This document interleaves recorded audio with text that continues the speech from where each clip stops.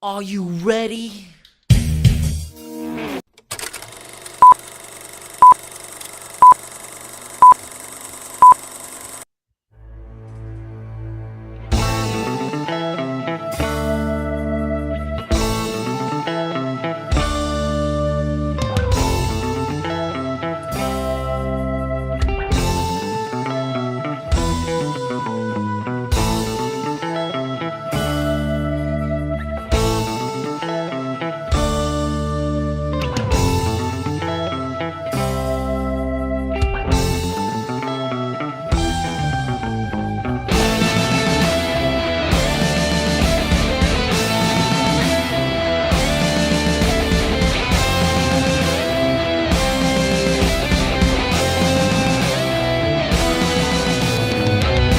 It's showtime, folks! Wow, man, freaked out!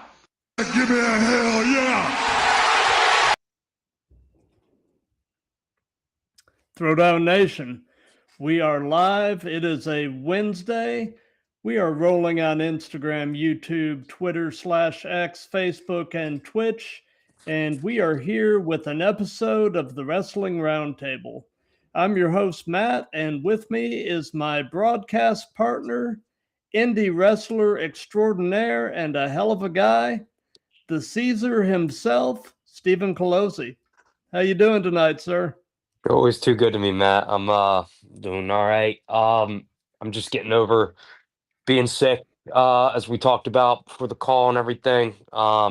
So appreciate the get well wishes and prayers and everything like that. But just kind of, slugging on over here. So, Absolutely. And tonight, we're basically just going to have some fun. We're going to give some analysis and do some predictions for this Saturday night's main event, and then take a look at a few other topics that are making news in the wrestling industry. So we'll go ahead and shift over to, let me see here, see what we can do. There we go. Okay, so this Saturday, December 13th, 8 p.m. Eastern, streaming on Peacock, is Saturday night's main event. And the focus of this show, obviously, unless you're living under a rock somewhere, the focus is the end of an era. The supposed final match of John Cena's illustrious career.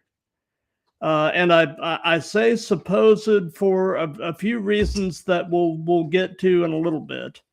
But the remainder of the card is actually kind of unique in that it is being used to actually give some of the top talent in NXT some higher level exposure.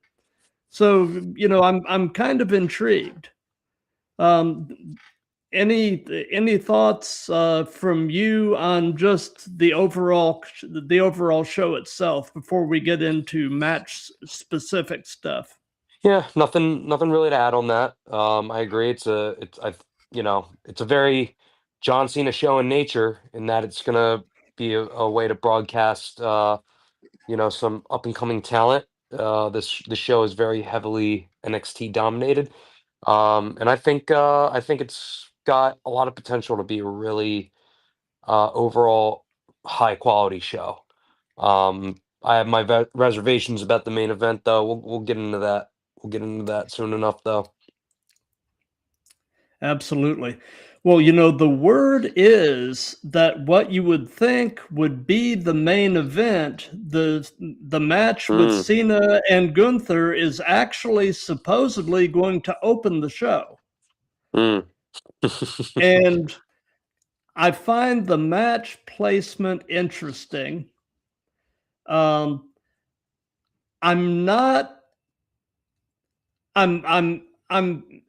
excited and intrigued for John Cena's final match, but honestly, I'm not hugely jazzed about this particular matchup.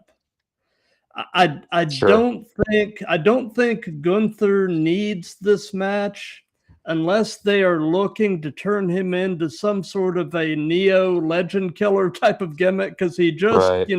put Goldberg to bed, and now he's doing the same thing with Cena. And I don't know. I think this will be a typical Gunther type of match. Physical, hard hitting. They'll both get their stuff in. Ultimately, my take on it, I think Gunther ultimately will give Cena the old Yeller treatment and put him down. But here is in my wild, weird imagination, this is where it gets interesting. I think at some point, whether during or after the match, or perhaps even later in the show, I think we see an appearance from The Rock. And using his board of directors clout, he basically comes out and says, John Cena, that is not your final match. Your final match is going to be against me at Mania. And so, I could see them using this as a means to finally tie up the loose end of that whole weird thing with Rock and Cena in the run up to Mania last year. I just have a funny feeling that Cena's actual farewell will be at Mania and not this Saturday. That's fair. It's very fair, and a lot of people have been there, there's all sorts of theories, all sorts of like suggestions going around, um, thinking exactly that, just because like people were just baffled about how the supposed last run has gone down, and just Yeah. like from uh, you know, and obviously like WWE is a multi-billion-dollar corporation. It's hard.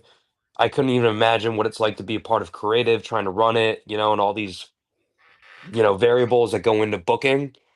But even I would be, remiss if I didn't say that like this has been a very questionable year in terms of, just booking the shows, and at points it felt like they were flying by the seat of their pants. So if you know if anything, this year's shown us that they've taken all sorts of turns, directions. They've veered off course and then gotten back on course and then veered off again. Why Yeah. not? Why not throw the Rock into it? But um, I agree with you. I don't like. There's a part of me that doesn't think this is really Cena's last run, especially because um, in case people haven't seen, Cena's kind of in the past couple of days throughout the past week or so, Cena's been making his run on various podcasts and external media sources. Like he was on Joe Rogan for the first time last week. He was on Right. Chris Van Vliet the next day. So something tells me, and all throughout both, he's all like, "Yep, this is it. I'm done after this. There is no final match. This is one and done." And Yeah, he you he you and you almost feel like he doth protest too much. right, right. And not only that, he did like the same number a couple years ago when he swore up and down, that he was going to WrestleMania as a fan, and then sure enough, midway through the show, he runs to the back, gets his gear on, and gets squashed by the Undertaker. So, Yep. which he even brought up. I think it was during Chris Van Vliet, or I don't remember if it was that or the Joe Rogan episode. They specifically brought that up. So there's no reason in my mind to doubt at all that The Rock or could come out, because that's such a big unanswered, question or story or whatever you want to call it, and it's not really Right. in WWE's prerogative to leave too many too many loose ends. In Right. some way or another, it does always come back, and the story usually wraps up. Um, but back to the match real quick. Yeah, I like nothing really to add, Matt. I'll, I speak for many when I say that I really wish LA Knight could have gotten this win. I do Um, too. I think it would have been a spectacular match. And going back to the booking thing, it's weird because Cena's one of those dudes that can truly pull off a face versus face match. Yeah, Say what you will about Cena, the guy understands wrestling through and through at this point. You he know, does. he knows everything. He's you know, I guess he's the book now. Like he knows Yep. wrestling. Um, so if you wanted to pull off a really good face versus face match, and especially with somebody as experienced as LA Knight, it was certainly in the cards, and I think they could have really put on a instant classic, especially for Cena's last match. Also, too, I didn't know that this was like, is that confirmed that this is the first match on the card? That's what I've heard is Okay, that they are going. Well, I don't know it to be gospel, but right, the word is that this is going to open the show. Which, sure, like I said, I find the match placement to be interesting, and we're actually we've got some company over in the Instagram chat. We've got Mary mm, Luce 113. We've got the Knockout Ava Madison, and we've got upcoming guest on the Throwdown Dallas Dash. And Dallas just commented that this match is going to be top tier. So yeah, anybody watching this, if you've got comments, you got questions, anything like that, just throw them in the chat, and we'll definitely tackle them hell as we yeah. as we see them. So anyway, as far as the match itself, who do you predict as a winner? Obviously Gunther, I think the story is, it's not going to be can Cena overcome this big last foe. I think it's going to be more of a story is Cena going to tap? Yeah, I think they're going to build the match around that. yeah, And honestly, like I I think they I think they might do it, you know, which yeah, is insane to think about. But I think they're going to pull the trigger, and Cena's going to tap out the Gunther. yeah, yeah. I actually did kind of dig Gunther's new little submission that he pulled out on LA Knight. That looked kind of savage, actually. Right, right. Which is weird So because on the promo from Raw this past week, he talked about the sleeper and everything. I was yeah, like, okay, back to square one, I guess, right? I guess. Yeah. Yeah, So moving to the next match, and as far as the order of the remaining matches, I'm not really sure. I just kind of threw them in an order that seemed logical to me. sure. Um, Bailey versus Sol Ruka. Um, Hmm. this is another one that I'm not hugely excited about, but I'm not like dogging on it either. Sure. Um, I think it's a great veteran versus up and coming talent type of match. And I'm gonna say that Bailey actually puts Sol Ruka over, kind of gives her the rub. Yeah. In my opinion, Bailey's at the point in her career where taking some losses doesn't really hurt her in the slightest. Nope. And I think it'll be a good match for what it is, but it's it'll be fine, but it's not something I'm just uh, turning cartwheels to see either.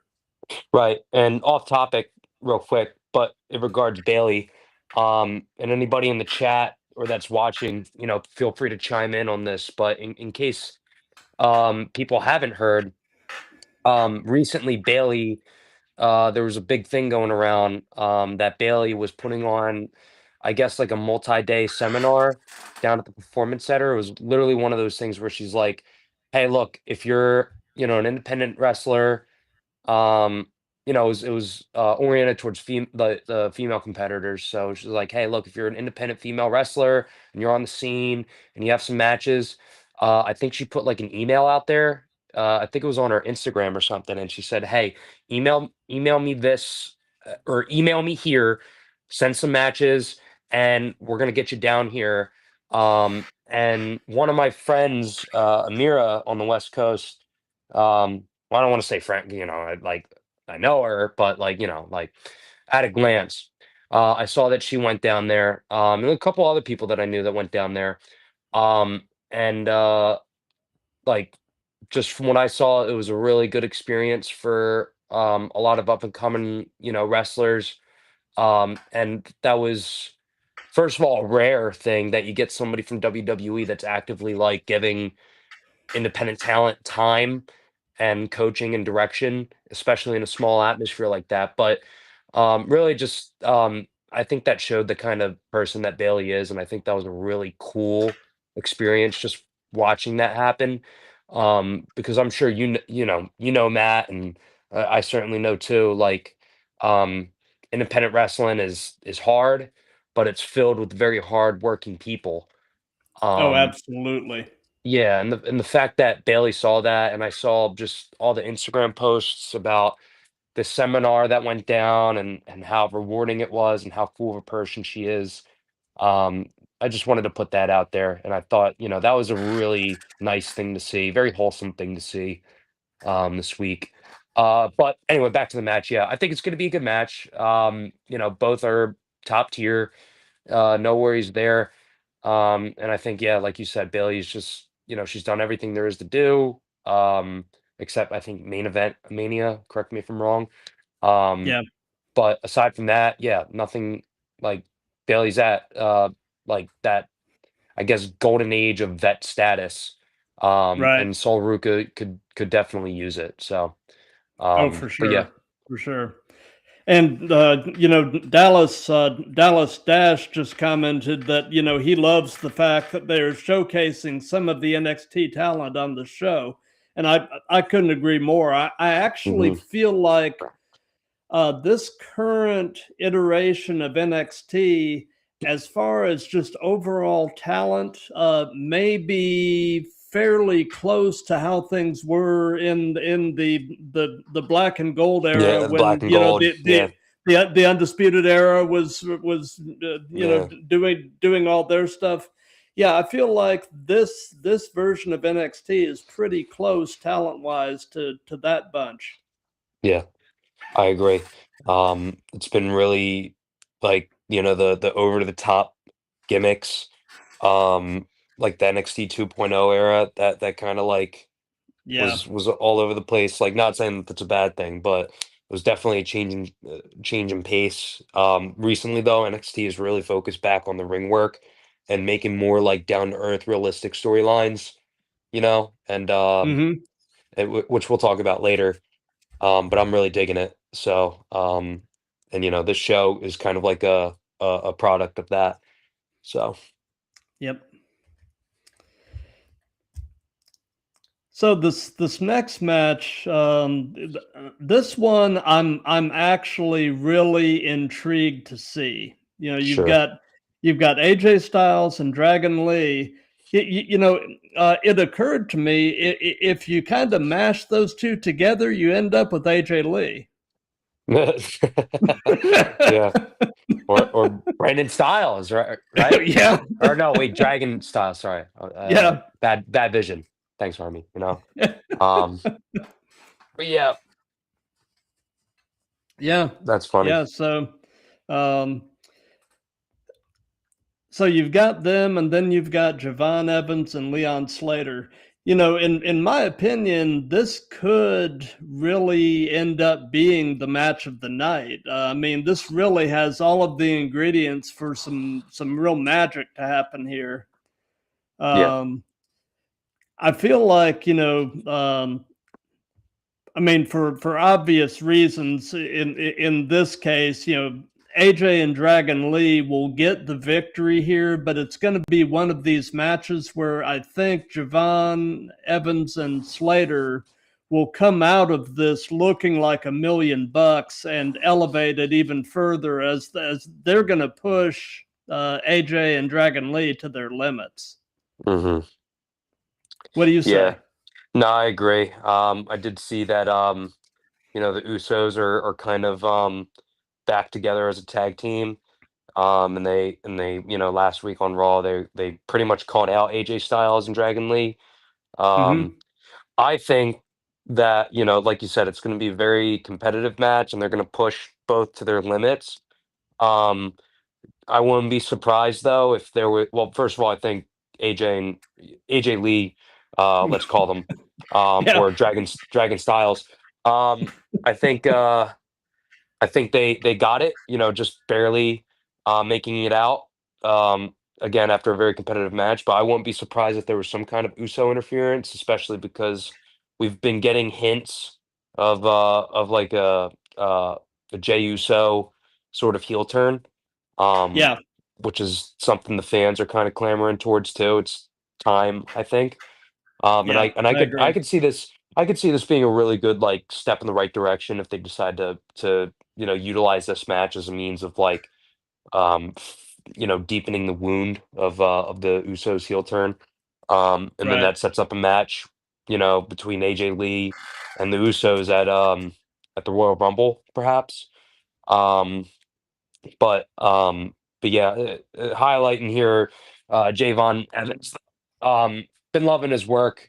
Um, and I saw the promo that he did this past week on NXT, and that was yeah, loving his stuff. And I can't wait to see him. Can't wait to see him Saturday. But Oh yeah. you know, You know, the thing that blows my mind about Javon Evans is, the guy is 21 years old, but yeah, he's already an 8-year veteran. He's been wrestling since he's hmm 13. So I mean, yeah, it's crazy to be that young but have that many years of experience under your belt. right.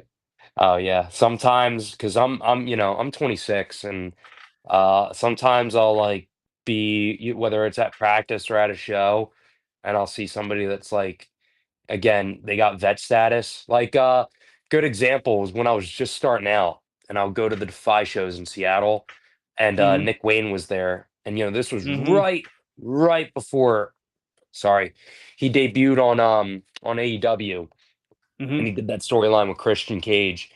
Um, but like he was the Defy World Champion. He was, going all over the place, all these different promotions, all across the country.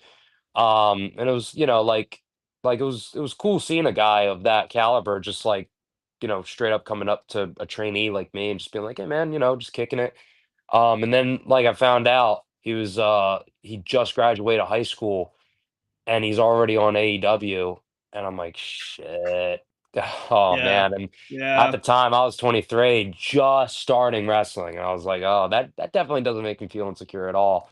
Um, yeah, no, I mean, it's cool, it's really cool seeing that, but, but yeah, I'd be lying if I didn't say that I was like, "Oh god," like, that makes me nervous sometimes and start sweating, um, but no, yeah, it's,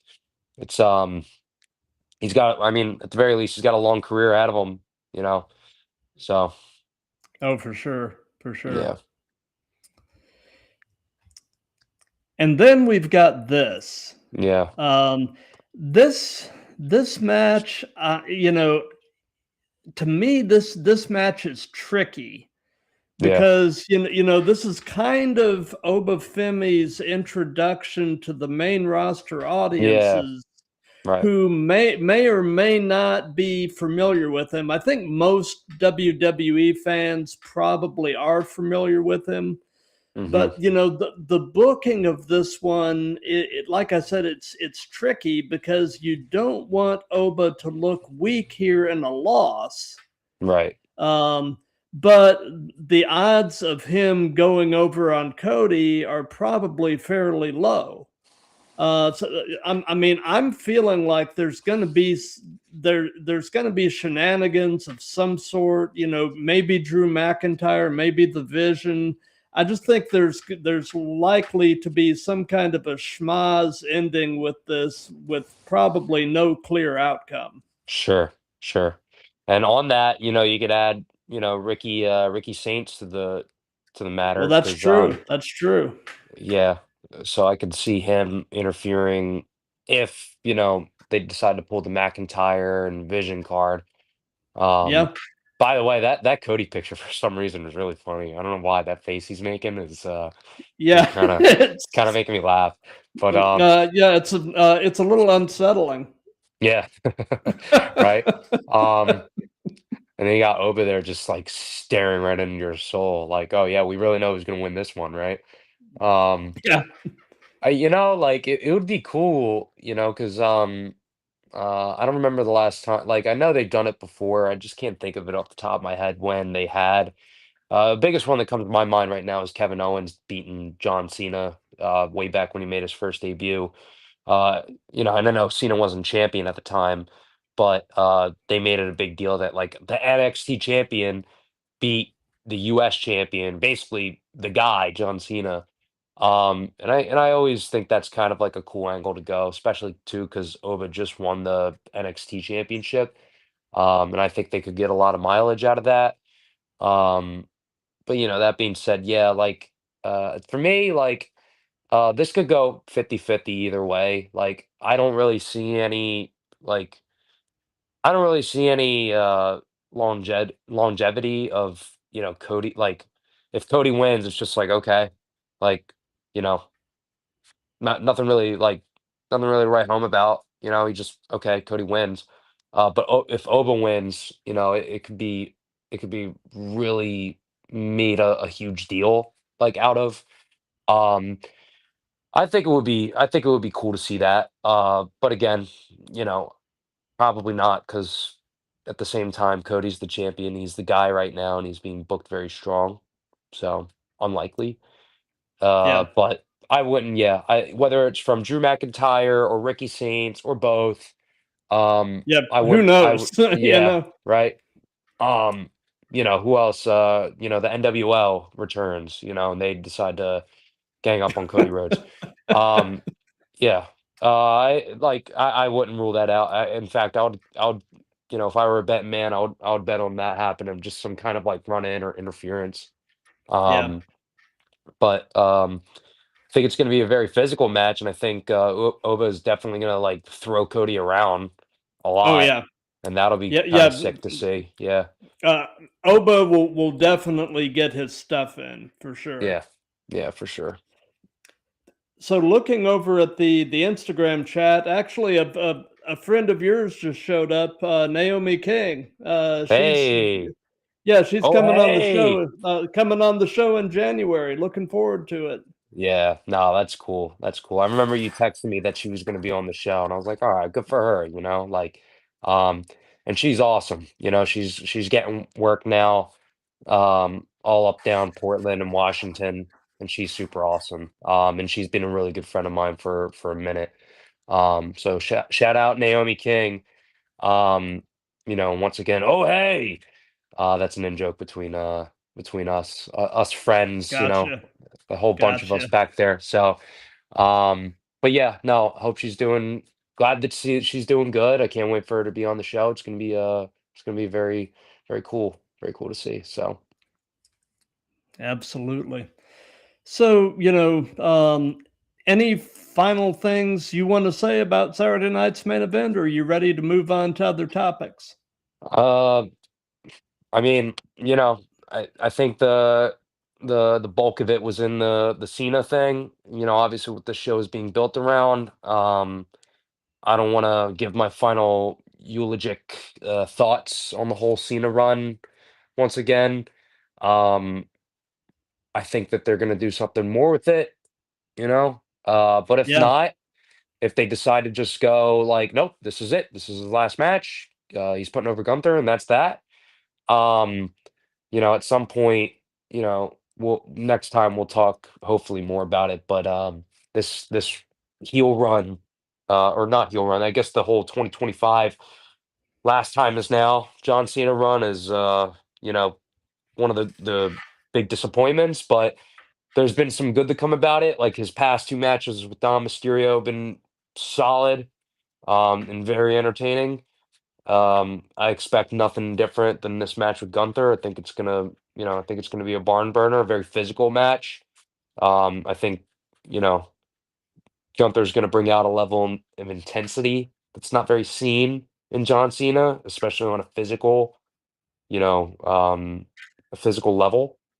So Mike, Cena's gonna get bruised up pretty bad. And likewise, he might throw some pretty hard shots at Gunther. So I'm definitely looking forward to the match. Part of me is just kind of like, all right, let's get it over with and finally be done. Um, despite the rumors that this is actually gonna drag out to Mania, which I would prefer. I think that would be better, but Yeah, you know, yeah, it's WWE, lol. yeah. So You never know. You never never know. know. So So here is a kind of a hot take topic. I've actually bounced this off of a couple of guests recently, and I want to get your take on this as well. sure. You know, TNA has recently announced a new media rights deal. They're going Hmm. to be going to AMC in January. Right. And, and, versus what they've had, this is going to give them way more of a footprint than they've had with Access TV. Yeah. Um, with the talent base that they currently have, particularly if they end up going to weekly live TV, do you think TNA is positioning themselves to conceivably, down the road a little piece, conceivably leapfrog AEW to become the number two company? Sure.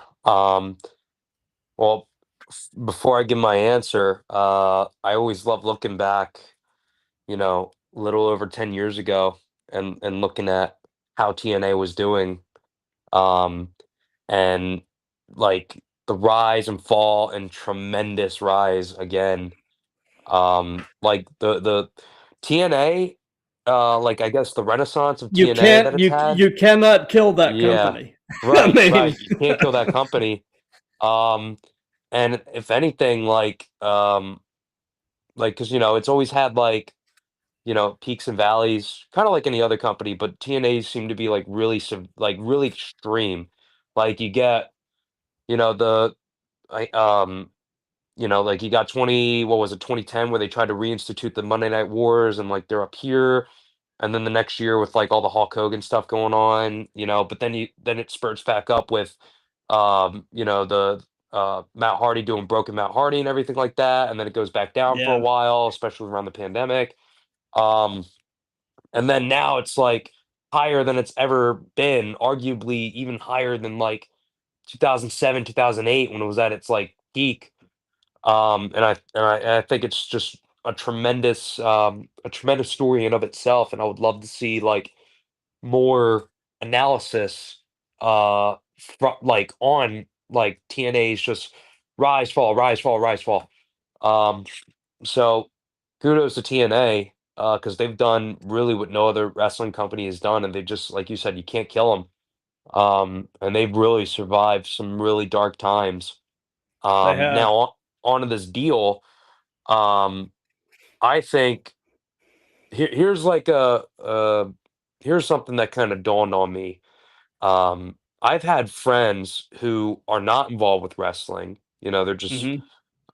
they're just fans, or not even like fans. They're just kind of casual. Like they know about John Cena. Like they know about the John Cenas. They maybe watched it when they were a kid or whatever, but nothing really beyond that.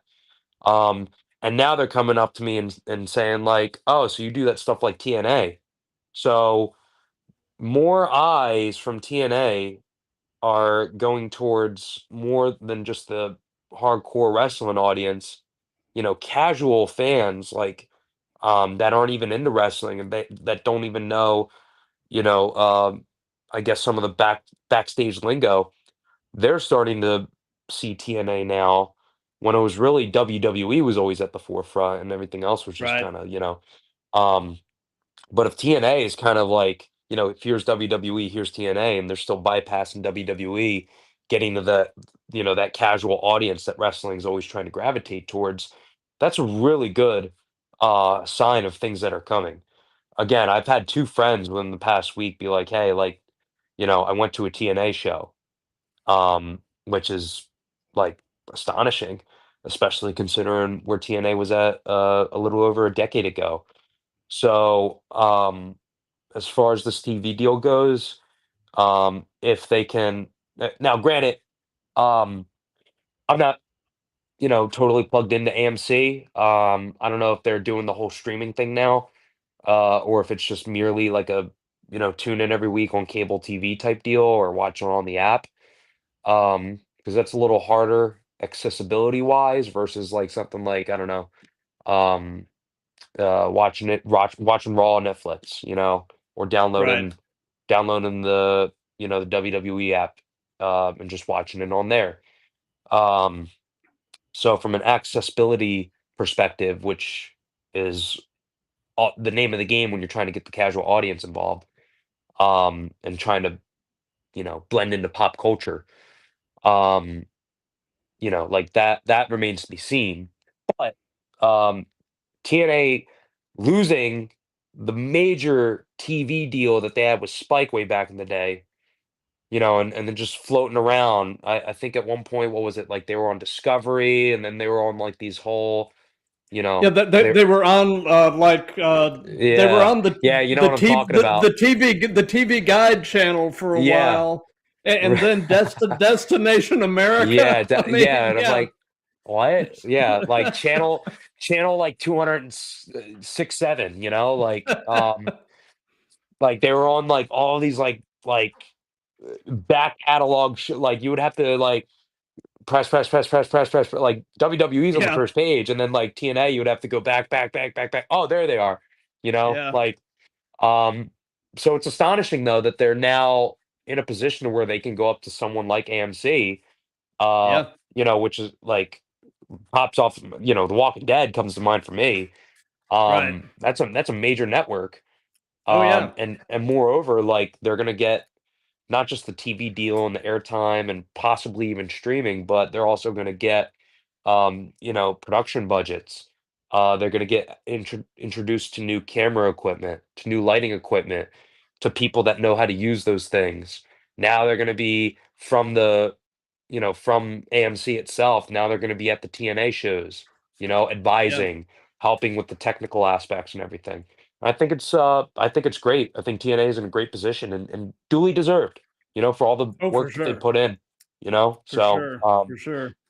I will And definitely keep my eye on it. Watch and see. I'm definitely hoping that they actually do go to weekly live television because, as things stand right now, their shows for the most part are pre-recorded and, leaks come out and, and I think, if it were live television, you would have more people tuning in at least right then to actually see what's going to happen, as opposed to a pre-recorded thing where you can find spoilers out on the web if you're so inclined, Yeah, and um, but yeah, I'm interested to see how it's all going to shake out, and apparently they're keeping them on Thursdays, but they're moving from 8 to 10 to 9 to 11, and I think that's interesting because I believe after 9 p.m., there's a little, well, there aren't the restrictions on cable that there are on the network yeah, television, but I think even after 9 p.m., you can get a little edgier. hmm And I'm not saying I'm wanting, a return to the Attitude Era or anything yeah, like that. That ship yeah, has sailed. But just being able to kind of have it be a little grittier, I sure, think is potentially a good thing. right. Well, So that kind of reminds me. I forget what um news interview Vince McMahon was on. We're talking way back in the day. This is like early 2000s, and he was bragging about how SmackDown, for the first hour doesn't even say ass, and like it's like, oh, yeah, like but then second hour, all bets are off, right? yeah, um but yeah, like that, I think, and this is me personally, wrestling always finds its most success when it manages to do two things: to appeal to the casual crowd, the hmm non-wrestling fan, so to say, and blends into pop culture.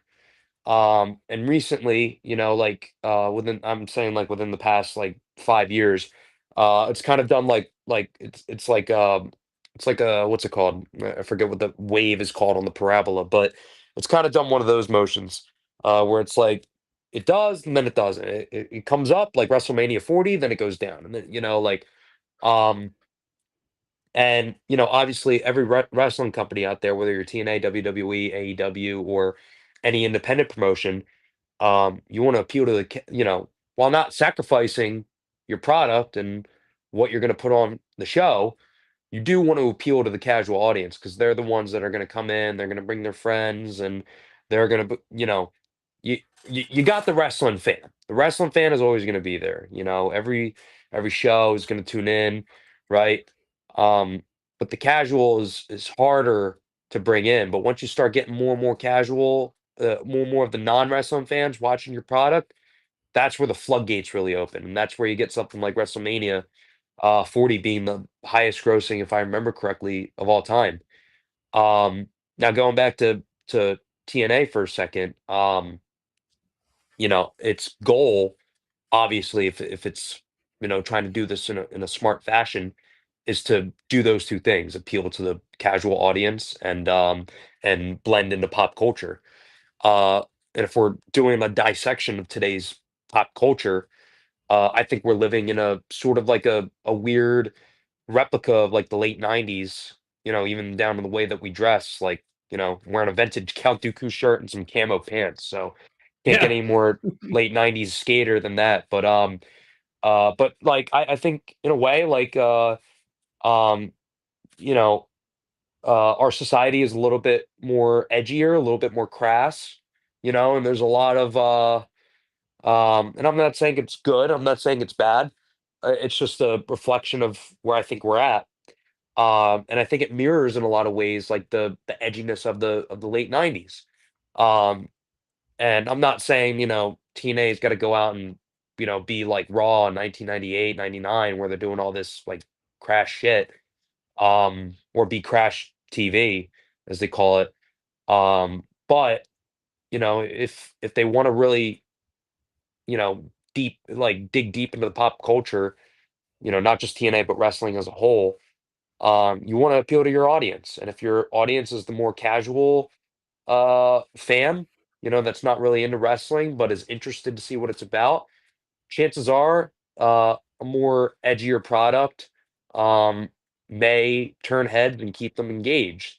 Because Right. the wrestling fans, like you and me, right? Purists, I guess, for lack of a better term, we'll pull up to any show, and if they got like world class talented wrestlers in there putting on a 25-minute banger, we're hooked, and Oh, for sure. that's all Yeah. you need from us. But casual wrestling fans, they might be more like invested in the story, Right. invested in like the soap opera element of it, and the more, I mean, look no further than the Attitude Era and the ratings. Everybody likes to Yep. point to it. So overall, to kind of conclude, I think this AMC TV deal is a great thing. I think it's going to do, obviously an amazing opportunity for TNA. I think they're going to knock it out of the park. Personally, I'm not worried about it at all. I think TNA has learned from its history and Yep. the mistakes, and I think they've figured out what works.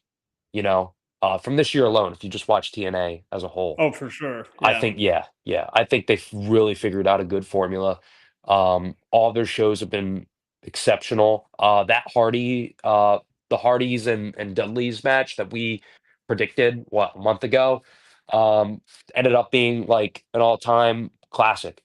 I Yeah. feel, at least that was an amazing watch. So I think TNA is in a really good direction, and I don't think this time though they're going to fumble the ball. I think they're going to do well. My biggest thing though, again, is just if they want the biggest results out there, like WWE is always trying to grab at, you got to appeal to the casual audience, and you gotta immerse yourself into the pop culture. And Absolutely. yeah, so um, I think this partnership with WWE has been really good for TNA as far as just kind of immersing them in what could be, you know? Right. So, And lastly, last little point, could they overtake AEW in terms of the number 2 company? In some ways they already have.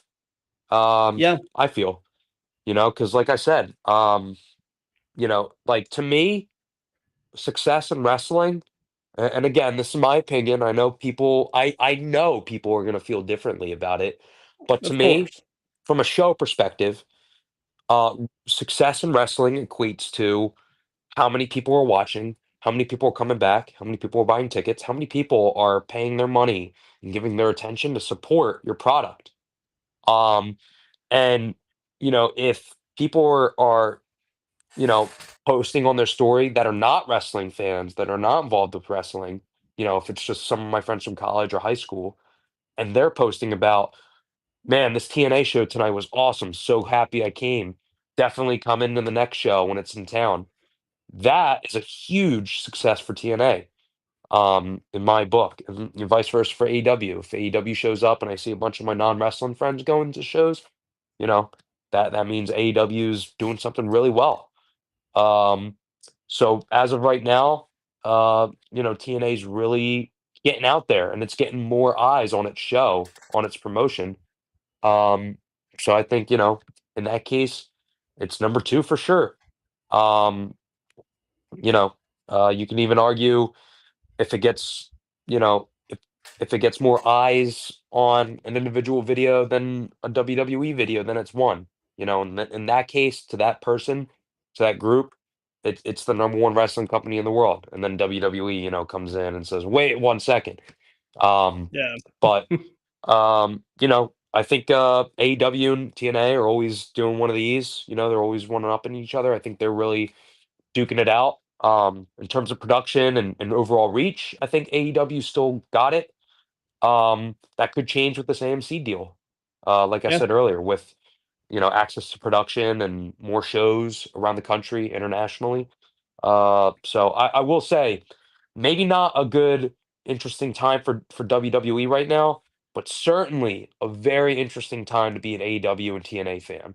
Oh, And to for sure. watch, yeah, yeah. So For I think sure. I think it's interesting in that regard. But yeah, So, another topic. These last couple of Mondays, what has been your take on the performances for Mr. Braun Breaker? yeah. They're really I'm trying to figure out how to say it. All I'll say is I think what they're gonna do, um, I think we're gonna get an accelerated Braun Breaker you know, world championship, or of dominance, if you will. Yeah. You know, I'm just gonna say that. Um, Maybe it was because of the Seth Rollins injury, and that just kind of exacerbated things, but um, Right. I think they're finally pulling the trigger, and at the Rumble, um, I think they're finally gonna do it, and they're gonna, or no, wait, he's challenging. He's isn't he challenging Punk? Um, He is yeah, on the January 5th yeah, yeah, Raw. the 1 year anniversary, right? Yep. I think they're gonna do it. I think they're gonna I put do the title too. on him. Yeah. I do too. Um, Um, but yeah, it's funny. My wife Julia is a fairly new wrestling fan, sure. and so we were watching that first promo of Breakers, and Yeah. and it finished, and she turns to me and she goes, the whole time I was so worried he was going to have a stroke. Yeah. Yeah, right. And so at that point I had to take her down the rabbit hole and show her old Scott Steiner promos, and I Oh, said, this nice. is this is this is where he gets it from. and Yeah. and and then she got a better understanding. But Right. She was like, I've never seen somebody quite that intense, Right. So, Everybody points to Scott Steiner, the Steiner math and his work in TNA, and rightfully so. But man, the like late the pretty much the entire year of 2000, Scott Steiner on WCW Nitro is oh yeah, promo gold. And hot take inbound, but I think the promos that he cut on Ric Flair are miles funnier than even the Scott Steiner math promo. Because oh like yeah. him saying like Ric Flair, your crooked yellow teeth, like him saying that to Ric Flair and trying like imagining Rick trying to keep it cool backstage, like it's just the funniest, the funniest thing to me.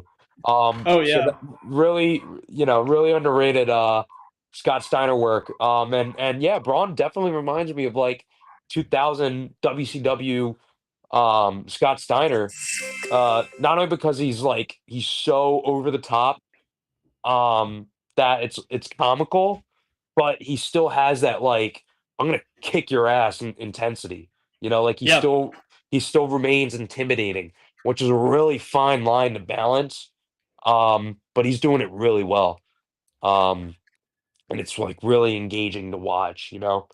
Oh, for sure. And it's, you know, I agree with you about the whole concept of just the accelerated push for him, but it's been interesting because you feel like you're watching this guy grow up right before you, Yeah, and seeing him really rise to the occasion because when he was in NXT, his mic skills were really not all that great. I really feel like yeah. Heyman and the others have really been working with him and helped him find his voice because all of a sudden he's just like, who is this guy?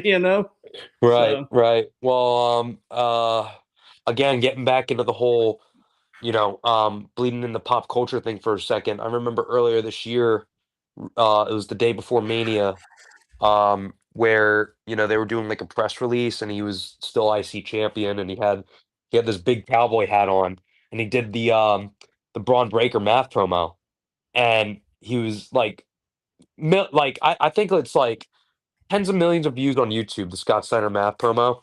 um, you know, everybody knows the Scott Steiner math promo. Like it's a meme at this point. Um, and Braun this year I noticed really started leaning into that. And it was at Mania where he leaned into the Scott Steiner math promo. And that video alone, I think it was on WWE's Instagram page, that got like tens of millions of likes. So like people were buzzing about it outside of wrestling. And again, success in my book. But from that, I think Braun is again like he's kind of like Braun Strowman, no pun intended, but like uh Braun meets Braun. He's leaning into the like he figured out that wrestling is kind of campy, especially when he's a guy that big and he's just that intense. Um, that sometimes like the campiness of wrestling really appeals to people and it gets results. And at the same time, he again, he's like Braun Strowman in that he could be this wildly over the top, intense dude to where it comes off as funny, but he still is an intimidating force. Like he's not a walking joke. Um, it's not like a gimmick. Like Great Khali, for example, at one point was say what you will about him working, but at one point he was built as like an unstoppable force. A very intimidating guy. And then they leaned into the comedy bit a little bit, and then it just fell. And then from there, Great Khali was never taken serious again. Braun, it's the opposite. You know, like you said, his NXT run, um, his promos were either minimal or nothing to write home about. And then when he started to lean into the campiness of wrestling, started to turn some heads. And then instead of going full on into the funny, over the top nature of wrestling, he kind of like grabbed a hold of it. And now he's like he's funny when he wants to be, but he's also intimidating as hell when he wants to be. Like when he cut that promo on CM Punk, that was a very like intense promo, and for somebody like CM Punk who's got the mic work in the game, he's really got his work cut out for him, and he's gonna get his ass beat by Braun Breaker, you know. So Right. yeah. And TriStar is saying people don't realize how innovative Scott Steiner once was. He was the first man to Yeah. do a 450. 100%. Yeah. Oh man, we got to make that a thing where Scott Steiner was the first guy to ever, do X. That's really Yeah. funny. And then we've got apparently a Bret Hartish individual on YouTube saying Christopher Lee and Mick Foley, nice shirts. Yeah. Thank you. Yeah. At some point, I have a really killer Christopher Lee impression, but I'll save that for another time. But yeah, I'm a Count Dooku Mark, so Nice, had to rock nice. the yeah, yeah. Oh, for sure, for sure. So, Yeah. final topic for the evening. Who, in your opinion, is the masked man? Oh, like that's I don't know. Like, and it's not because I haven't been watching it or paying attention. I know that he showed up twice now, right? Yeah, Um, like I know some people are saying Austin Theory, yeah, which okay. But I just it could literally be anybody. yeah. Um, you know, so I Uh, let me y- hear y- your thoughts.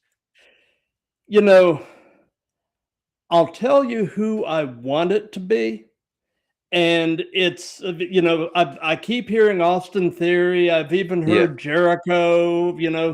Who I want it to be is Ethan Page. Oh, yeah, of course. Yeah. I'm a huge Ethan Page mark, Yeah. and Yeah. I would That's love for that to be his introduction to the main roster. right. I mean, Right. yeah, I would absolutely love for it to be Ethan Page. Well, But which predictions video we were doing one and you said at some point you thought that Ethan Page could be a really good shoe-in for the Vision, yeah, right? What was that? Was that the War Games one? it might have been. Yeah, Yeah, and sure enough, like nobody ever saw a masked man, interfering in the finish of that match. Nobody saw that coming. So, um, like, and I think I told you then, like, I think Ethan Page would be a really great fit for the Vision. yeah, Um, yeah, so like, I'll hop on board. I'll say, yeah, sure, Ethan Page. Um, and I'm certainly hoping, at least for your sake, that he finally makes his main yeah, roster debut in a big way like that. yeah. You know, I saw a meme the other day that it's Vince McMahon. Ah, yeah, wouldn't that be something, right? It's like Vince, you're moving like you're 60 years younger. Wow, like Or, incredible. it could be Shane. That would be cool. That would be cool. That Like, actually would be kind of well, cool. if it were Shane, he'd be wearing black cat fours when he did the curb stomp. So, unfortunately, I saw some people even saying it could be Seth Rollins, and they're all just like pulling our leg, and it could be another great ruse. The person's too tall. Sure. Yeah. I mean, But that they could play with all that. A couple of people that you can pretty well rule out. It's not Otis. right. It's not Omos. Right.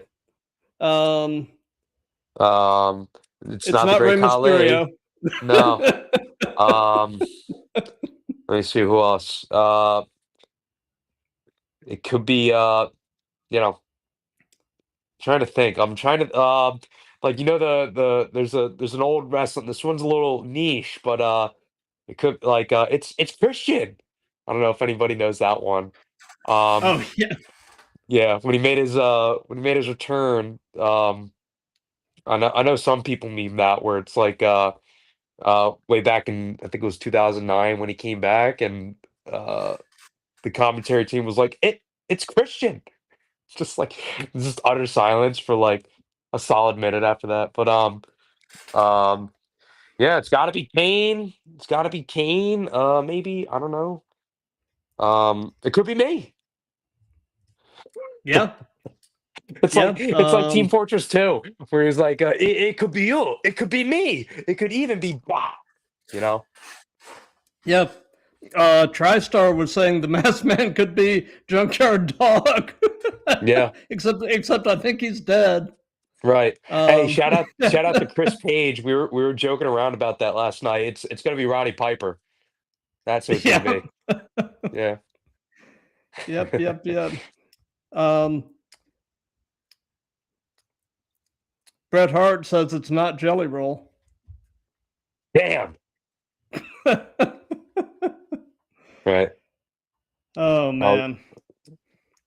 uh, But yeah, I, I mean, conventional wisdom, it'll probably end up being Austin Theory, because he's been a rumored part of the vision for a while. Um, but yeah. who I knows? like personally, I don't see Austin Theory really fitting in there though. Like, am I crazy for thinking that? But No, I right, like, because people throwing out Austin Theory, I think they're just throwing out Austin Theory because he hasn't been seen on TV in right? God a while. But if it is like okay, but um, it just doesn't really make like why would he be in the just like I don't see him really adding anything to it, especially because like you look at the body of work of like Braun Breaker and Bronson Reed and the just tear that they've been on this year, and the reasons why they even joined up with Rollins in the first place, you know, um, like it just I don't know. I feel like those two dudes, like Logan Paul, okay, like that's just kind of if Seth Rollins wasn't out, you know, Logan Paul wouldn't be anywhere near the group right now. Um, Right. but you know, those two dudes, I feel like are in a kind of like I don't want to say a different category or a different level because that's not really the case. But um,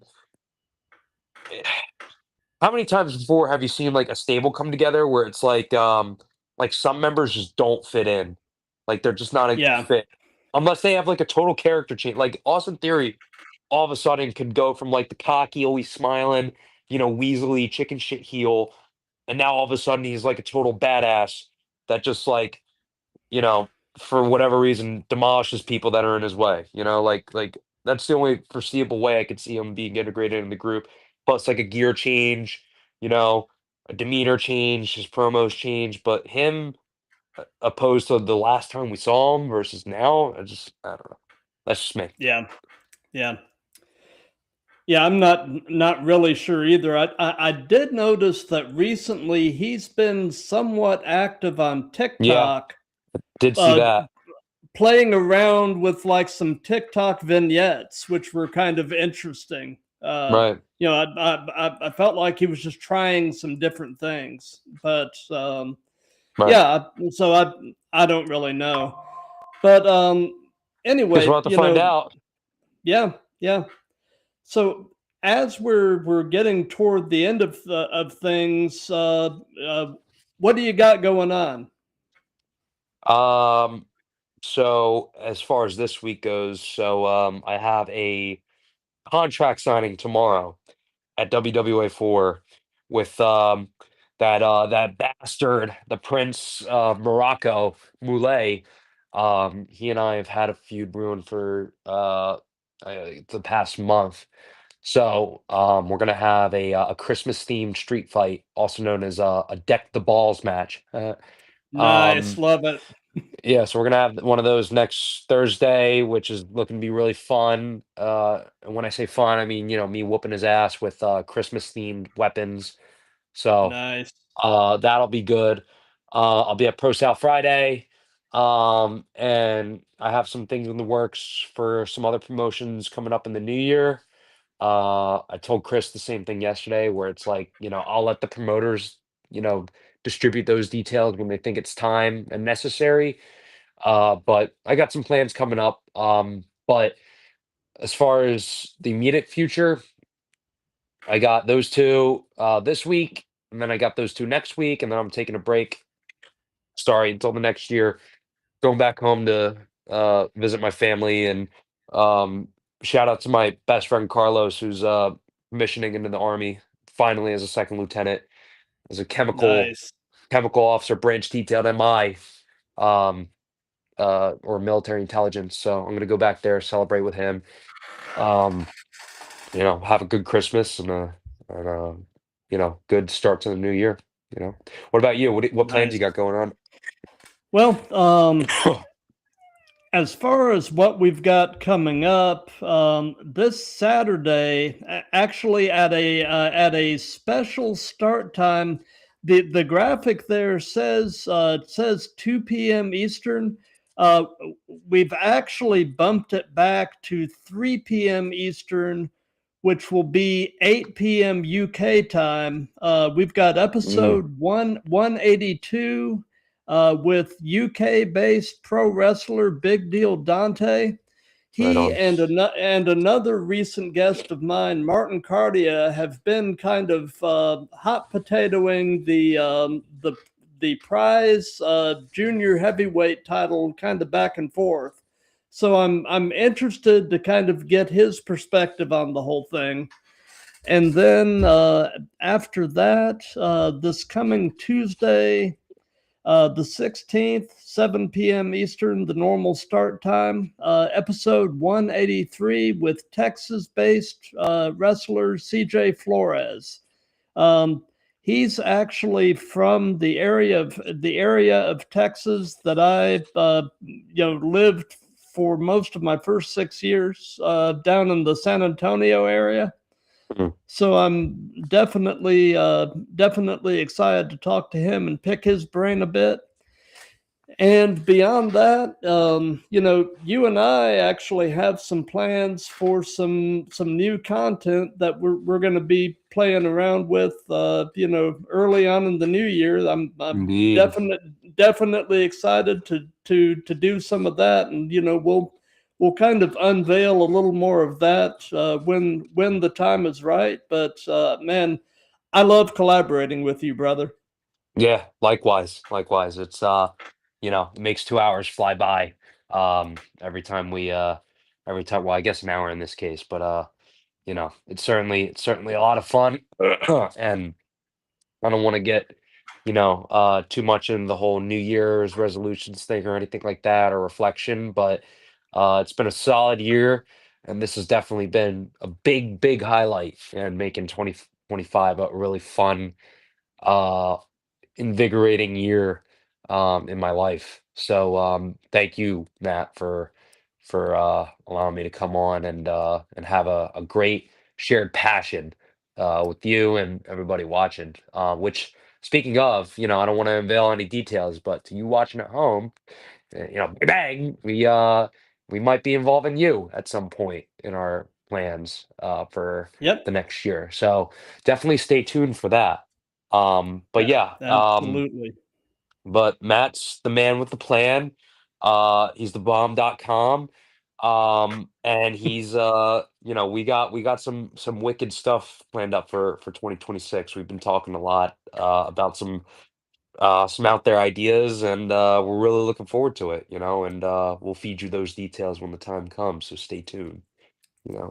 Absolutely, and we've also been blessed to be continuing in our collaboration with Chris Page over at CCP Podcasting, and also Justin with the I Love Wrestling podcast. Yeah. And our new kind of third member in our little triumvirate, the Hitting the Turnbuckles podcast over in the UK. So we're taking on an international flavor with our little conglomerate we've got going here. But man, it's like I said, it's always a pleasure. And until Saturday afternoon, 3 p.m. Eastern and 8 p.m. in the UK with Big Deal Dante, be good to each other, love each other, and we will see you then.